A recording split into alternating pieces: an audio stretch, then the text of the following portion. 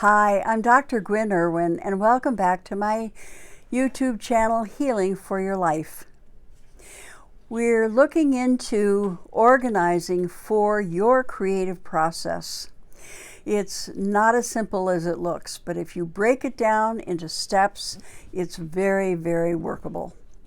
So the first video in this 5-part series was on preparation, domain 1. The second one, domain 2, was P-R-A-R-A, which stood for what its initials stand for. And now we're in domain 3, which is time management. This is probably one of our biggest challenges in life. Everybody struggles with time management for some reason or another. I don't know anybody who is free of it, unless all they need to do is sit on a front porch rocking and watching the world pass by, which is a privileged position that comes after a lifetime of very hard work, usually. But creatives have a particular challenge with time management because we have to make a living. And hopefully our living is creative enough that it takes care of part of our creative needs. But we still have to make a living, and then if we do other creative things in addition to what we do for making a living, that has to be fit in somewhere else. So how do we live a creative life while making a living within the constraints of time? Variety is at the heart of creativity. So the number one thing to help yourself feel and live a more creative life is to add variety to what is routine. If you commute to work every morning at the same time, take a different route, pending traffic, of course. Listen to an audiobook, put on some music, sing out loud, think about a project, daydream while you're paying attention to traffic, of course. Change up your routines with some creative variety. It will give you energy. You'll be very surprised to find that out. And then you want to embrace choice. Now, that sounds so lovely, and it's often very, very difficult. For this reason, especially if you're creative, you want to do so many different kinds of things. And you want to do them all the time, all at once, which I hate to tell you is not possible. You can do most of them, but not just simultaneously and at the same phase of life. So choices have to be made. So I have an exercise for you. I want you to total the number of hours that you work at your living wage employment or job or profession. Total up how many hours a week you work to get paid. Then I want you to subtract the total of that from 168, which are the total number of hours in a week. From the remainder, you need to subtract the amount of sleep you need each week. You need to subtract the time it takes to do self-care, errands, shopping, food preparation. You need to subtract time for family, friends, children, partners, other hobbies, whatever, joint hobbies, if you're in a bowling team or if you play on a softball team on Saturday afternoons, whatever those activities are that involve other people, subtract that time. The sad news is what's left is your creative discretionary time. Now, that doesn't mean it can't be rich, but it's not going to be as much as you want it to be. So I work basically 7 days a week, one way or the other. In my professional clinical practice, I work during the week and Saturday mornings. I teach, I supervise, I do my YouTube channel, I write, I do a lot of different things. And I have 4 adult children and 5 grandchildren who I love dearly. So, and I'm very involved with. So the time that I basically have left for myself, for my own creative endeavors, are in the evening, if I'm not too tired by the time I get home from work, Friday nights and Sundays. And Sundays are kind of my inviolable day, if humanly possible. I like to not even have to leave the house. I like to get up and get involved and just use that day for my creativity. Friday nights are usually a night where I pick up dinner, I go home, and I just zone out. I don't zone out, I just relax. And so you've got to figure out what is left in terms of your discretionary time, because that's where you're going to make your choices. Now, what are these choices based on? They're based on some pretty important keys. The first of those is understanding the season of life that you're in. Now, you may be 23 years old and have a new baby. You may be like one of my grandkids, finishing up her college applications to graduate next June and go off to college a year from now. You may be in your 30s and have 3 kids and working a full-time job. You may be in your 40s and starting to have some empty nest, or you may not have children and you are working 60 hours a week as a doctor or a plumber or whatever it is that your career has you doing. You may have intimate relationships that are dear and important to you. You may be single and have a lot more options available as well. There's no right or wrong here. It's just what is and what to work with. You also may be at a point where you are looking at retirement or a second career or a third or a fourth or a fifth career. You may also be in later years where maybe you've lost a spouse, or you've had to move, or some major changes have happened in your life, and you're starting a whole new area of your life. I had to do that myself 2.5 years ago because my husband of 44 years passed away after a long illness with Alzheimer's. He was a beautiful, exceptional human being, and we would all love to have him back in a nanosecond. But the first year after he died, first 6 months especially, I felt fatigue I had never felt before in my life, before or since. And I worked, and I went home, and I went to bed. I got up, and I worked, and I went home, and went to bed.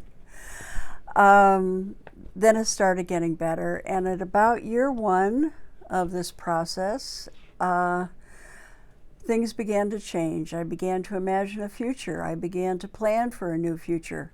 I began to do a lot of new things, and now I feel in the fullness of all of that. Doesn't mean I don't miss my husband every single day. I do. He was my greatest champion, and he would love that I'm doing this, and he might even let me interview him. But I wish you could have known him. He was really a beautiful, beautiful man. Wise and brilliant. So anyway, it depends on what phase of life you're in. You cannot expect something of yourself that doesn't fit your phase of life. If you have a newborn, your requirements are to take care of that newborn and sleep when the baby sleeps and not do housework, and have a great partner or a great mother or mother-in-law or sister or friend who comes and does the vacuuming or does the dishes while you tend to your newborn. By about 3 months, you're going to get some other time back available for yourself. But that's a phase of life. If you're grieving, you need to allow yourself to grieve and have some people around you who support that process, even share it with you. And then you start reorchestrating your life. Know the phase of life that you're in and what is possible for that phase of life. Next, you need creative relationships. Now, that could be a primary intimate relationship with a spouse or partner or best friend. You're in the foxhole together. And the number one requirement in that creative friendship or that creative relationship is that there is mutual support without any competition, and that you are protective of one another and encouraging of one another and celebratory of one another. And if your opinion is wanted, you offer it by invitation only. Then you have extended relationships, and that can be siblings, that can be children, that can be, all the other people in your life, friends and family. You want people in your life, and you want to be a person in their lives who really support their creative endeavors, as well as every other part of their life that you're happy to support. Because creativity is a precious commodity, and it is something that we need to have protected. So make sure that your relationships really support your creativity and you support the other. You also want to be creative while living the rest of your life. Now, that doesn't mean every moment has to be, throbbing with passion and creativity. You're going to be scrubbing the bathtub, or you're going to be folding laundry. When I was pregnant with my youngest daughter, my youngest child, I went back to school, and I was in school for 22 years. I earned my master's, I earned 2 doctorates, I worked full-time as an editor, freelancing. I raised, with my husband, our 4 children. We took care of my mother-in-law who had Alzheimer's. We got a lot done. I brought 12 books into publication for other people during those years as a book doctor and then as an editor. So you can get a lot done. And you can be very creative, whether you're arranging flowers in a vase or painting a picture or planting a vegetable garden or building a beautiful cabinet or doing calligraphy for wedding invitations. Again, there is no right or wrong here, as long as it is nutritive and productive and you get great joy from doing it. So you have to live the rest of your life responsibly, and then you bring in your creative energies wherever you can. So there are 2 parts of living creatively with the rest of your life. One is what you share, and one is what you do as your own self. Now, developmentally, there is a big understanding that young children around 2.5 are going to separate and individuate. What that means to me is not separate from, but separate with. If your teenager is walking 3 feet in front of you at the mall and not even looking back over their shoulder because they don't want to be associated with you right now, let them do it. They can be separate with you. It's about becoming your own self in the company of others. But there are times when solitude is important, and you need to be in a room basically with a either mental or actual sign at the door that says, "Do not disturb unless you're choking or bleeding," and then pound like heck.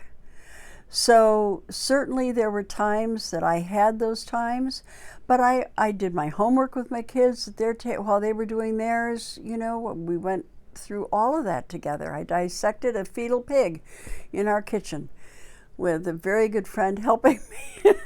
And all the kids, "Oh my gosh!" You can do it. You can do it.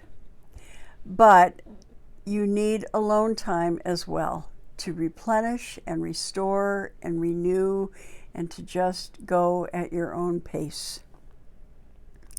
And then there are choices. Choices, choices, choices. This is the number one thing about time management, is the choices you make. Because I was in school, because we had a busy family, because we were caregivers of our parents, what went by the boards were dinner parties, a lot of evenings with friends. We didn't travel much. We had both traveled a lot before we got married. And so we didn't really feel the need to travel. If we went anywhere, we took our kids with us. We very much loved family life and wanted to include them in everything. So wherever we went, they went, and where they needed to go, we went with them. So those are all choices. That doesn't mean you can't see a friend. It doesn't mean that you can't get together on holidays or with people that are important to you. But you select carefully how you are going to spend your time, because we don't get it back. And you are the only one who can really orchestrate it. Then you have to accept that there are ebbs and flows of time availability.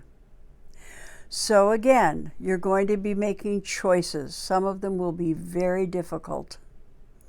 And the way that I've kind of weighted my choices were, how important is this to the other person? How important is it to me? And I leaned in the direction of who and what was most important, knowing it all would even out eventually. You have to accept the consequences and enjoy the rewards of your choices. So sometimes you're going to feel left out. Sometimes you're not going to be able to do everything. Sometimes you're going to have a wonderful celebration time. You need to access support. You cannot do this alone. That is a fool's errand. Nobody does this on their own. Life is a team sport, and we are interdependent. You want to be able to share. You want to be able to have good self-care. You want to be able to have flexibility in terms of the ebbs and flows of all the processes in your life. And most important, be present emotionally. Show up. Just be there fully. Don't be on your devices while you're at dinner with your kids. Don't let them be on their devices at dinner with you, regardless of their age. Don't absent yourself. Be involved. Be present. Show up. Well, I hope these give you the beginning keys of time management. There are all kinds of tools online. You have appointment books, you have calendars, you've got paper planners. There are lots of ways to calendar your day. It's the discretionary time that we have to pay attention to in terms of time management. Enjoy yours. It's precious. Live it to the fullest. Bye for now. Thanks.